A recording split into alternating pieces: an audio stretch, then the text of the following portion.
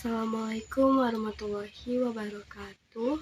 Perkenalkan, nama saya Dea Humayroh dari 10 Akuntansi 3.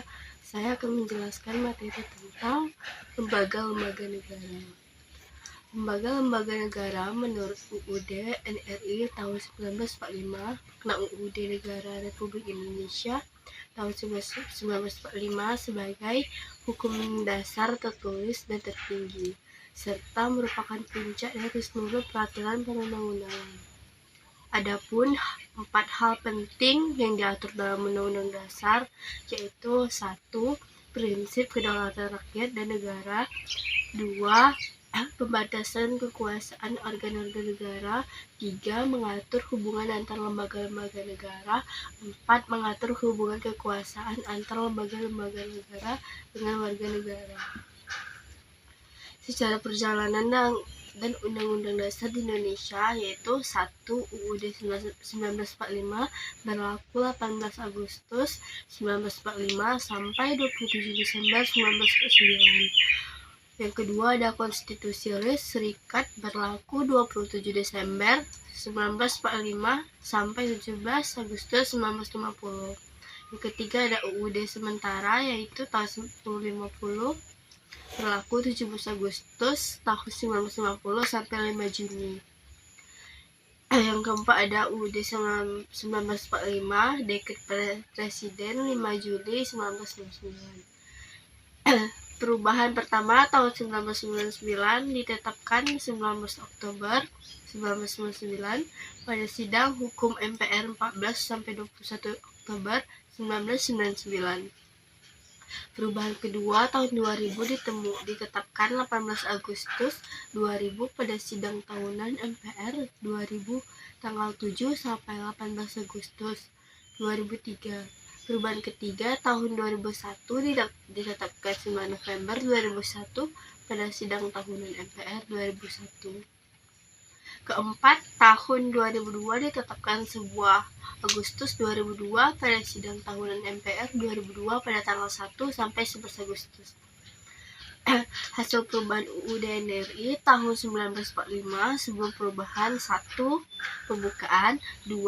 Batang tubuh, yaitu ada 16 bab, 37 pasal, 49 ayat, 4 aturan tambahan, 3 penjelasan perubahan.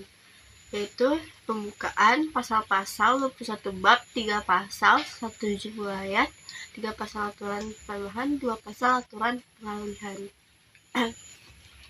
Adapun lembaga-lembaga negara Indonesia, yaitu ada kekuasaan legislatif, yaitu lembaga pembuat UU, yaitu berwenang 1. Mengubah dan menetapkan UUD NRI tahun 1945. Presiden atau wakil presiden hasil pemilihan umum, yaitu memutuskan usul DPR untuk memberhentikan presiden atau wakil presiden dalam masa jabatannya. Yang kedua ada mangkat presiden diberhentikan atau tidak dapat melakukannya kewajibannya dalam masa jabatan yang kedua. 2 adalah Dewan Perwakilan Rakyat atau DPR.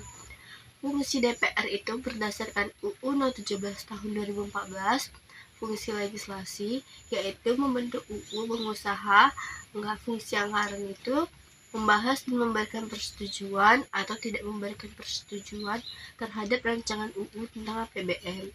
Yang ketiga adalah fungsi pengawasan, yaitu mengawasi pelaksanaan undang-undang APBN. Adapun Dewan Perwakilan Daerah atau DPD dengan tugas sebagai mengajukan RUU kepada DPR, membahas RUU dan mengawasi pelaksanaan UU yang berkaitan dengan otonomi daerah dengan pemerintah pusat atau daerah. Kedua, memberikan pertimbangan kepada DPR saat perancangan serta yang berkaitan dengan pajak, pendidikan, dan agama yang beda kekuasaan lembaga. Adapun lembaga kekuasaan eksekutif, yaitu lembaga yang menjalankan UUD, yaitu presiden. Tugas presiden ini mengajukan rancangan UU kepada DPR, menentukan peraturan pemerintahan, dan lain-lain.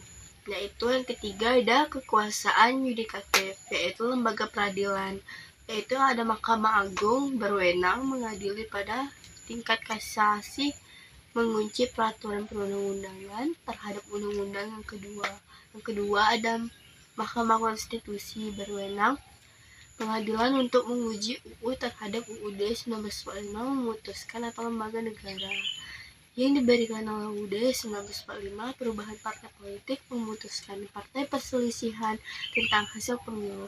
Yang ketiga ada Komisi Yudisial bertugas yaitu mengembangkan sistem pendidikan kualitas hakim, rekomendasi promosi dan melakukan penelitian untuk perbaikan sistem peradilan, menjaga kebebasan hakim dalam pemeriksaan dan pemutus perkara.